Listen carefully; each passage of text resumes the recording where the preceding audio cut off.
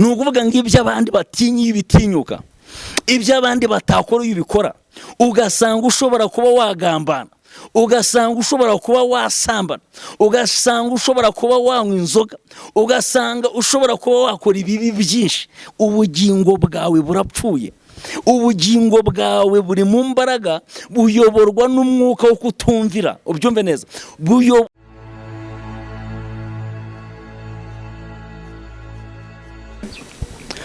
Yesu nashimwe muvandimwe, nguhaye ikaze mu ijambo ry'Imana. Tugiye kuganira amagambo Imana ishyize ku mutima wanjye muri aka kanya. Unyemerere uhagararane nanjye mu kwizera, kandi hari icyo Imana iri buze gukora mu izina rya Yesu. Mbere yuko dusoma ijambo ry'Imana, nyemera dusenga n'Imana. Ubide bosanso odesai enemai, mu izina rya Yesu Kristo wa Nazareti turasenze kandi ducishijwe bugufi cyane kubaha izina ryawe. Muremyi w'ijuru n'isi, akira icyubahiro. Manita wanga yazayiwa, mu izina rya Yesu ireka icyubahiro cyawe gikomeye, imbaraga zawe zakataraboneka zibanukire kubana natwe mu izina rya Yesu. Tuguhaye ikaze mu ijambo ry'Imana kugira ngo uze ukora imirimo ikomeye, abaryumva Mwami Imana rigiraho ribakura kandi rigiraho ribageza. Tubigusabye twizeye mu izina rya Yesu, amen. Yesu nashimwe cyane muvandimwe wowe nkurikiranye. Tugiye kuganira ijambo Imana imaye kumenya. Tugiye kuganira ijambo ry'Imana dusanga mu Befeso ibice byaho ni 2 ku murongo waho wa mbere. Hari amagambo agira ngo gukizwa n'ubuntu. Haravuze ngo namwe yarabazuye mwebwe abari bapfuye muzize ibicumuro n'ibyaha byanyu, ibyo mwagenderagamo kera mugakurikiza imigenzo y'iyi si.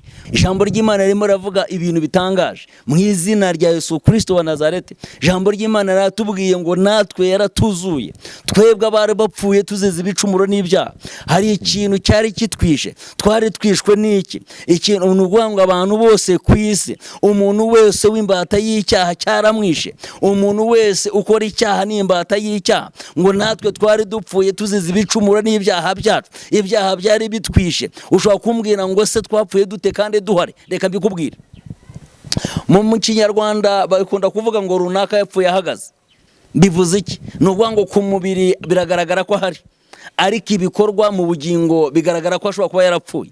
Birashoboka cyane. Nuvuga ngo iyo ugaragara inyuma kuri umubiri w'inyuma, ariko umubiri w'imbere ibyo ukora bigaragaza neza niba uri muzima cyangwa warapfuye. Ijambo ry'Imana rivuze iki? Riravuze ngo natwe twari dupfuye tuzize ibicumuro n'ibyaha byacu. Iyo ukoze icyaha ntango kimadika ku mubiri w'inyuma. Iyo ukoze icyaha kinjira imbere mu bugingo, kikica ubugingo, kikarangiza ubugingo. Icyaha ukora nicyo kizakurimbura. Ijambo riravuga ngo natwe rero twari dupfuye tuzize ibicumuro n'ibyaha byacu. Ibyaha byacu byari bihambira ubugingo, ibyaha byacu byari byarisha ubugingo, ibyaha byacu byari byaradutwaye kure y'Imana, ibyaha byacu byari byaraduhambiririye kure, ibyaha byacu byari byaratujyanye kure yo gukiranuka. Ariko ijambo mvi cyo risobanuye riravuze ngo ariko ngo kuko Imana ari umutunzi w'imbabazi, ngo yaduhinduranye bazima na Kristo. Turi debosive eregra, turi bazima, turi bazima mu mwuka, tukaba bazima mu mubiri. Iyo wakiriye Kristo umwami n'umukiza,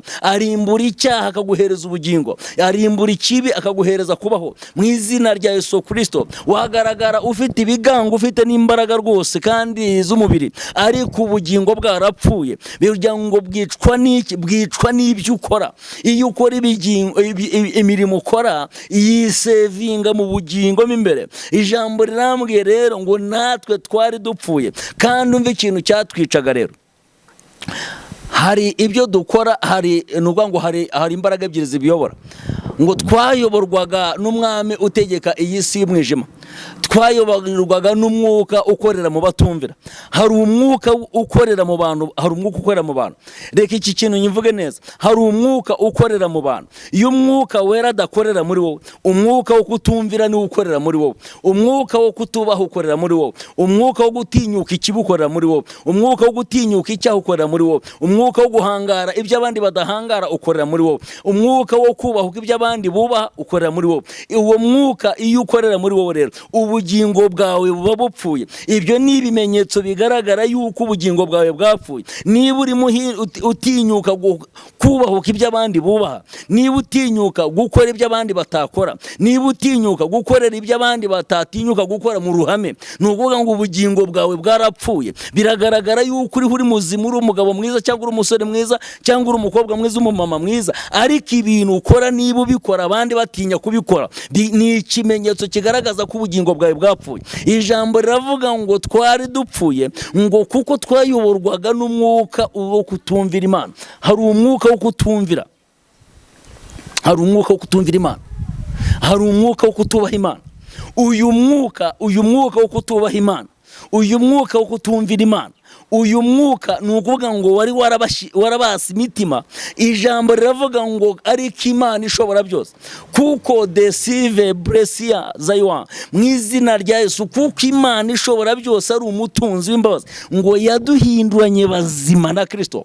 Twahindutse bazima muri Kristo Yesu, twahindutse bazima twebwe abari bapfuye, twahindutse bazima twebwe tutari dufite icyerekezo cyo kubaho, twahindutse bazima twebwe tutari tuzi ko bizagenda, twahindutse bazima twebwe tutari dufite ibyiringiro by'ejo hazaza, twahindutse bazima muri Kristo Yesu. Yesu yaduhaye ubuzima. Iyo wakiriye Kristo umwami n'umukiza, byashoboka yuko umubiri wawe ukomeza kuba wa wundi, na situwasiyo wari urimo ikomeza kuba yayindi, ariko ubugingo buba buzima, ubugingo burazuka, ubugingo bubona ubuzima, uhinduka muzima, ndetse n'ibyo uvuze bigusohokamo bikaza ari bizima, ndetse bikaza birema, bikaza bishyiraho bifite ububasha, kubera yuko ibyo urimo uvuga ari bizima. Tola za yuasive bresi enegre sansoa. Nakushaka kukubwira ko ibyo uvuga iyo ari bizima, ni ukuvuga ngo bigira impact cyangwa bigira ingaruka nziza kuba bitega amatwi. Ariko ibyo ukora, ni ukuvuga ngo ibintu ukora bisanishwa neza n'ubugingo bwawe uko bumeze. Si igitangaza yuko waba uri umugabo w'igikwerere mwiza, ariko ibyo ukora bikagaragaza yuko ubugingo bwawe buboshye. Si igitangaza ko waba warize neza, ariko ibyo ukora bikagaragaza ko ubugingo bwawe buboshye. Kuba nuvuga ngo ubugingo bwawe buboshye, ni ukuvuga ngo ibyo abandi batinyi ibitinyuka, ibyo abandi batakora iyo ubikora, ugasanga ushobora kuba wagambana, ugasanga ushobora kuba wasambana, ugasanga ushobora kuba wanywa inzoga, ugasanga ushobora kuba wakora ibibi byinshi. Ubugingo bwawe burapfuye.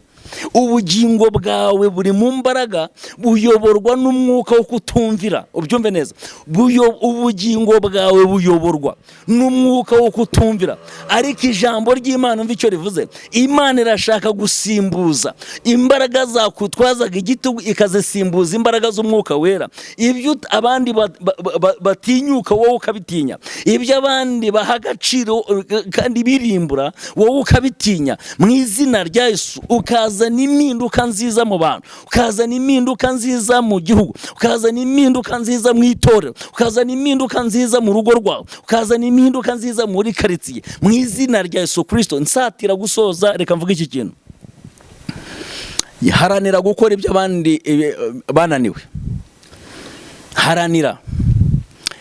Haranira gukora ibinaniye abandi. Niba abantu basenga rimwe, senga kabiri. Niba abantu nuguha ngo barangaye, we kanguka. Niba abantu ubona hari ibyo batarimo bakora neza, bikore neza. Haranira gukora ibyo abandi bananiwe gukora. Byanze bikunze ejo hawe hazaba heza. Kandi gerageza kubaka amateka mazima, uzasiga inkuru nziza imusozi. Gerageza kubaka amateka uhereye mu rugo rwawe, ugere ku mukozi, ugere ku mugore, ugere mu bana. Niba uri umwana mu rugo, ubaka amateka meza. Niba uri umukozi ukorera ahantu runaka, gerageza kubaka amateka meza mu izina rya Yesu. Kuko ibintu turimo tugendamo, uyu mubiri uzabora, ariko ubugingo buzabaho. Rero ndagira ngo nkubwire, ubaka iby'ubugingo kuruta kubaka iby'umubiri. Imana niguhereza umugisha. Reka dusenga Imana. Letala wazayangaya mangaya, mu izina rya Yesu Kristo wa Nazareti. Turasenze wa Mana yo kwizerwa we. Ijambo rya rambwe ngo twari dupfuye, tuzize ibicumuro n'ibyaha byacu. Ibyaha byacu byari bitwishe, ibicumuro byacu byari bitwishe. Ari botizi vayigreni masiya, ariko ijambo rirambwira ngo kuko uri umutunzi w'imbabazi, ngo waduhinduranye bazima na Kristo, ngo turi mu ijuru bidasubirwaho mu buryo bw'umwuka. Akira icyubahiro kuko uri Imana yacu, akira icyubahiro kuko uri umucunguzi, akira icyubahiro kuko uri umuremyi, akira icyubahiro kuko uri inshuti nziza. Ndagushimiye Imana yo kwizerwa mu izina rya Yesu Kristo wa Nazareti, amen. Shalom shalom. Yari Ntambara Emmanuel, Imana ibahe umugisha.